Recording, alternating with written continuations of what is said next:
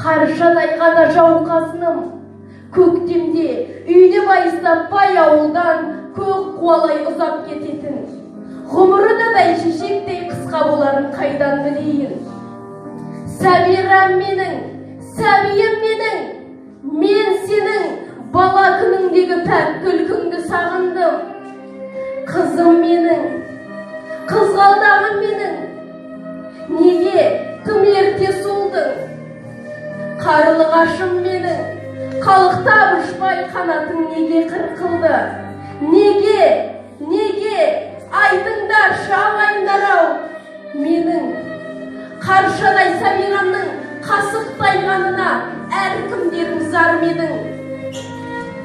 Жұлынымды үзіп, жүрегімді жаралайтындай, мен мынау меңіреу заманның бұл қаусаңына не істедім? Енді жүрегімдегі өкініштің өртін кім жасады? Жанымның дертін кім жазады, кім? Кеудемді ащы зар кернеп тұрып, балапанымды өз құшағымнан жер ана бесігіне мәңгілікке беріп тұрып, халқымның көрсеткен көріп тәубе деймін. Жұбанышым сол ғана.